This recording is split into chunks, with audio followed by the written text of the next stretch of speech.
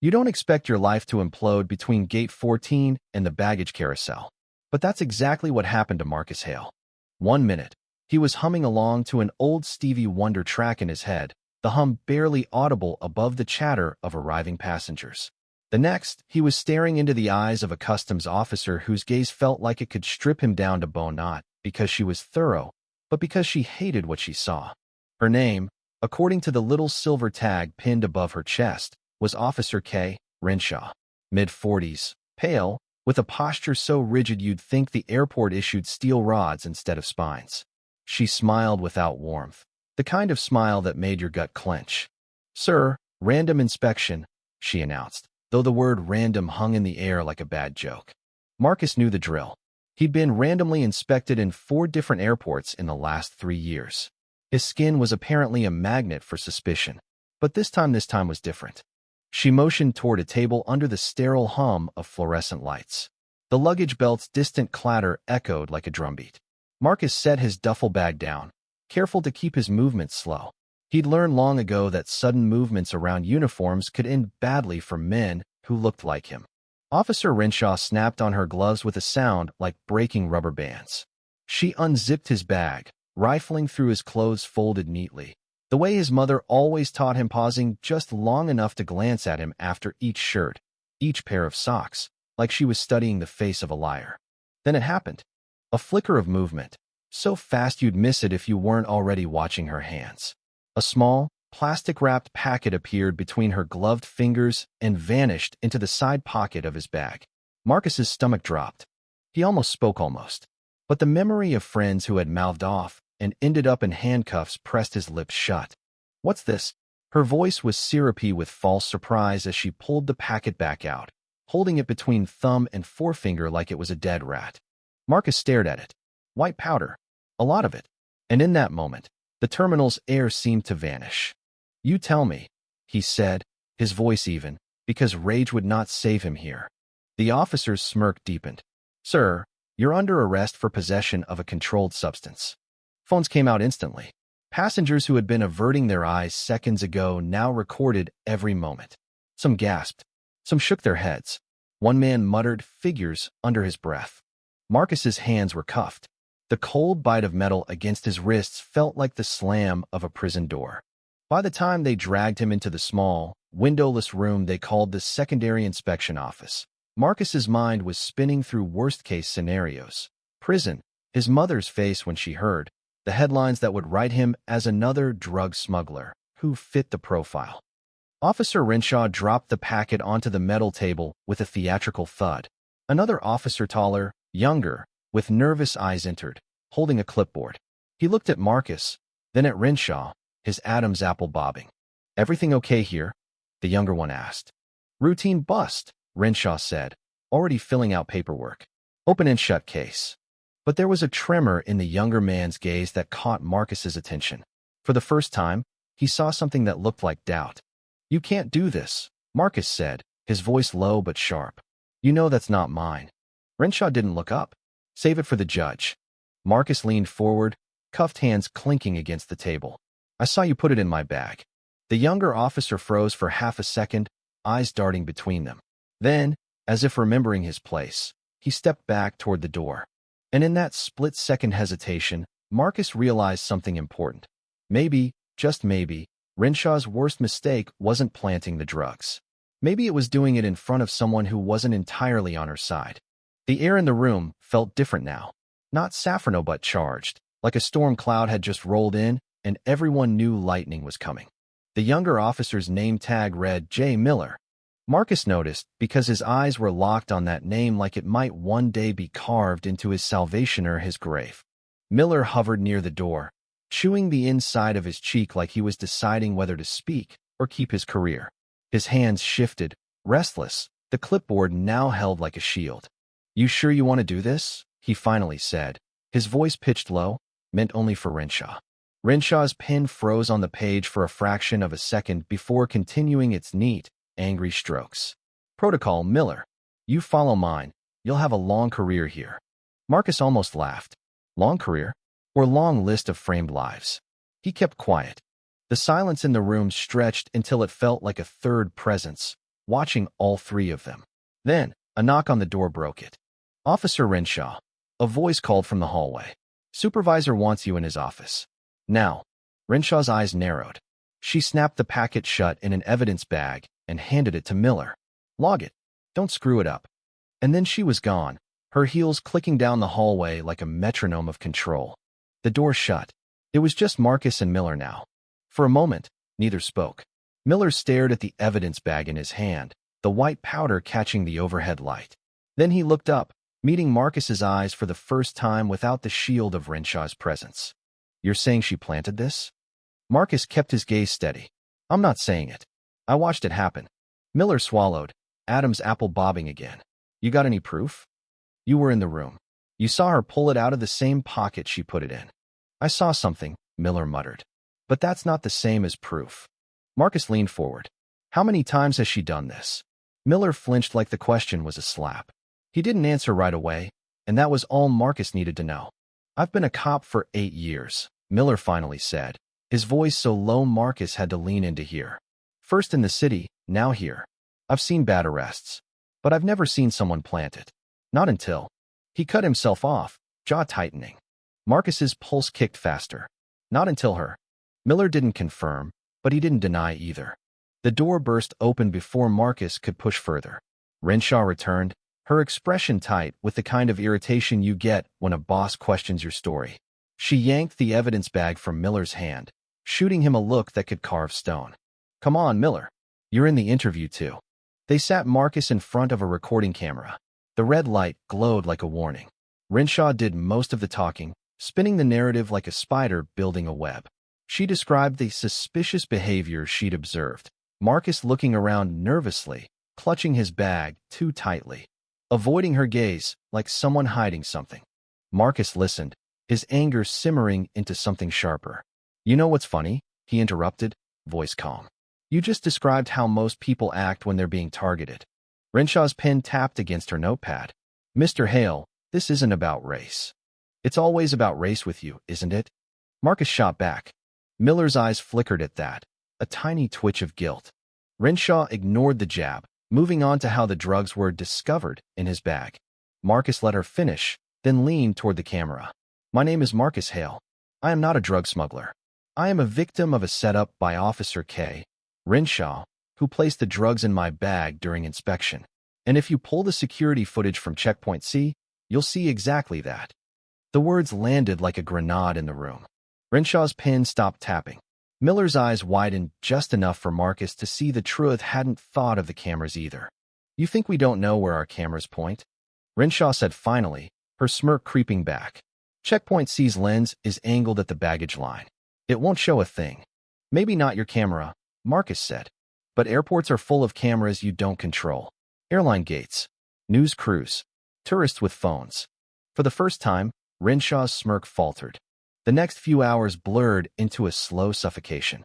They moved him to a holding cell, 4 walls, no windows, a steel bench that felt like it had been designed to erase dignity. Marcus kept replaying the scene in his head, every angle, every movement, wondering if someone had caught it. The thought that maybe no one had made his chest tighten like a fist. Then, faint voices drifted from the hallway.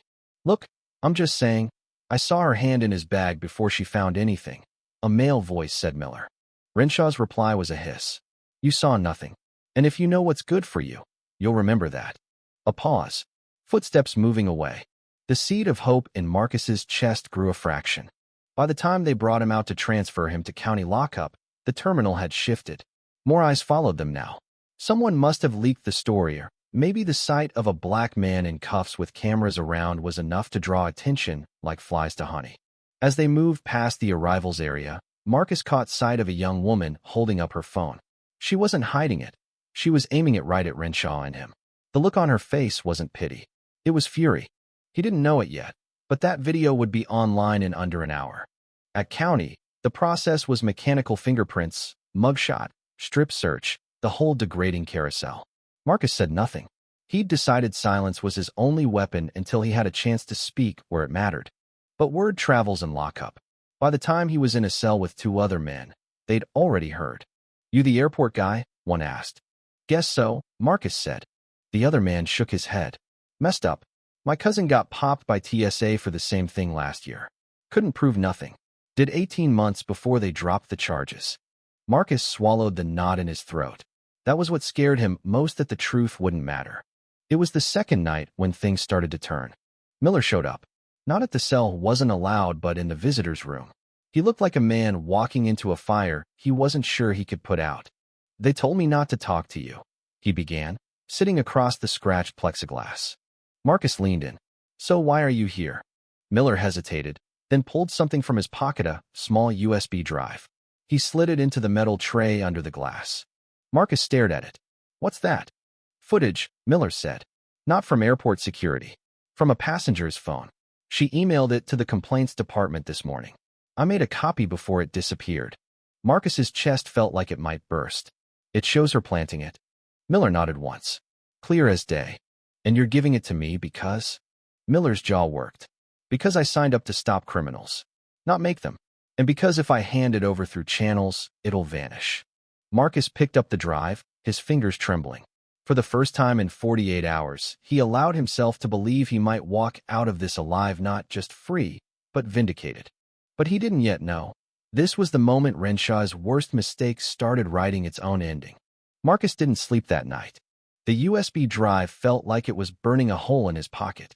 He kept picturing the video frame by frame even though he hadn't seen it yet. In his mind, it was already perfect.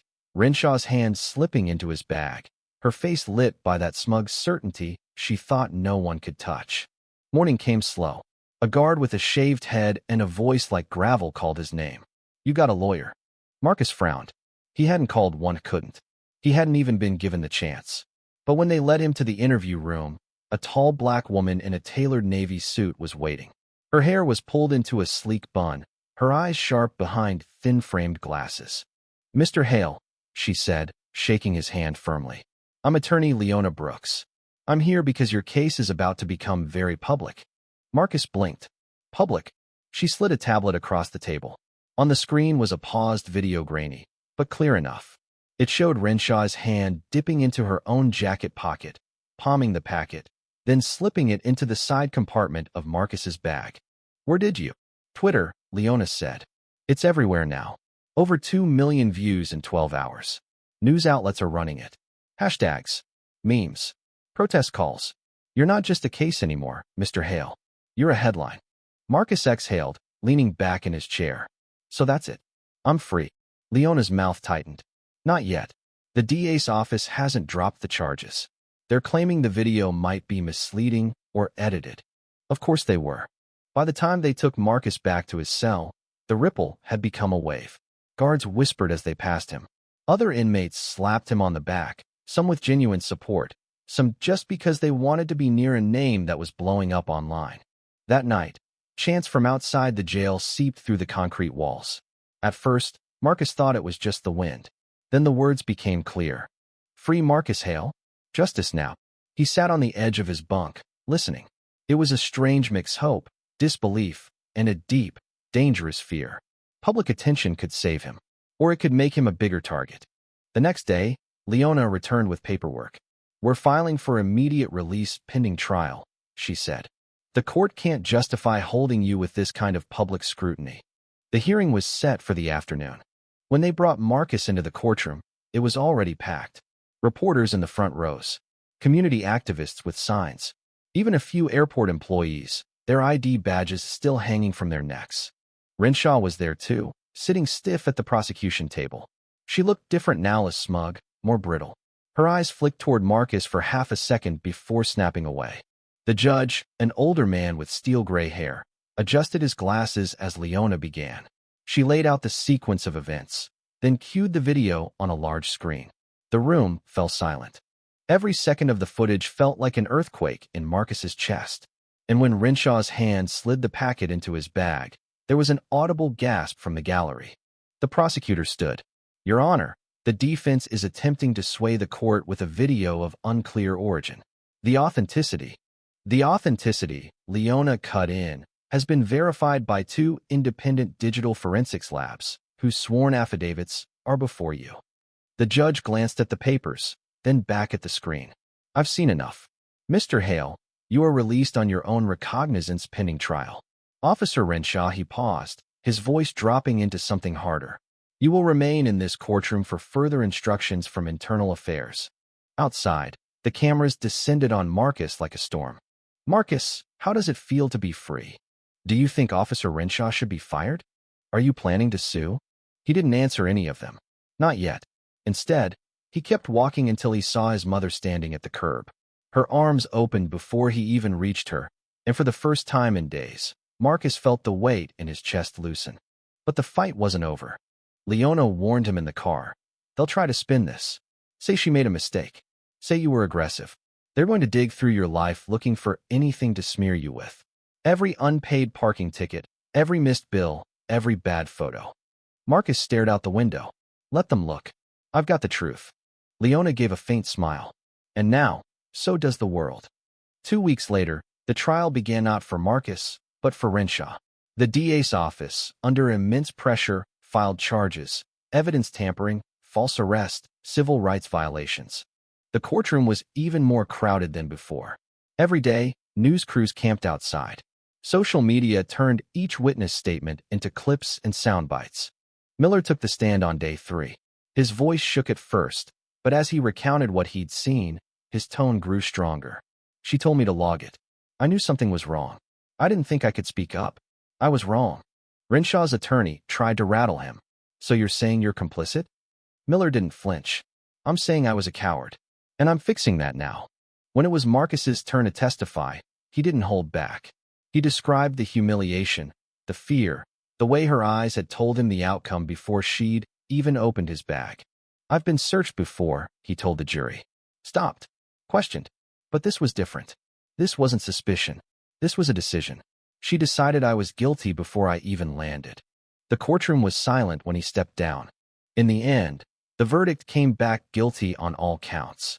Renshaw's face remained carved in stone, but her eyes told the story: shock, disbelief, the sudden knowledge that the badge that once protected her now sealed her downfall.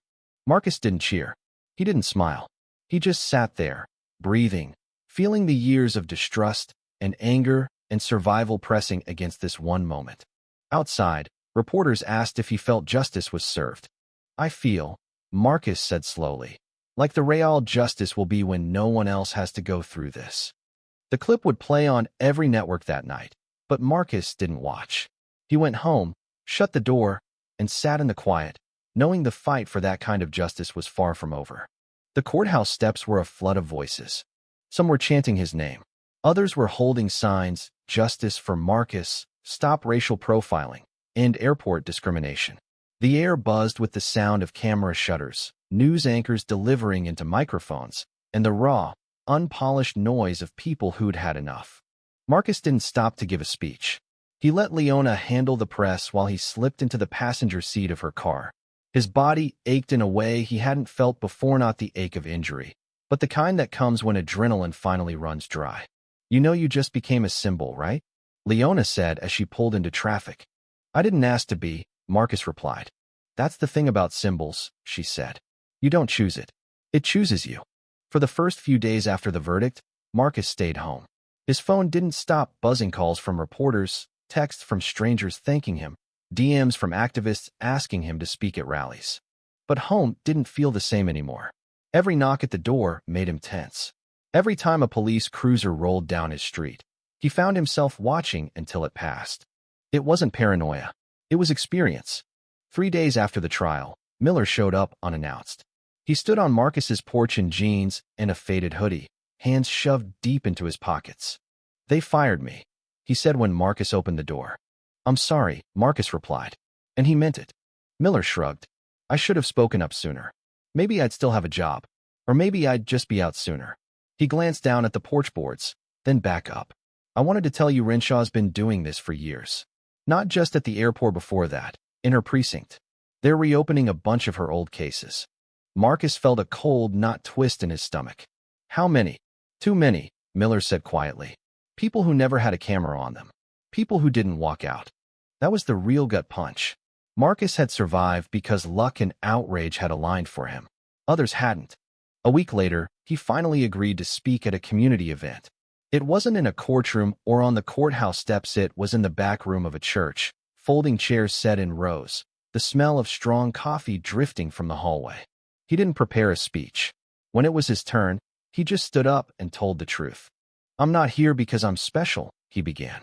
"I'm here because someone caught what happened to me on video. Without that, I'd still be in a cell.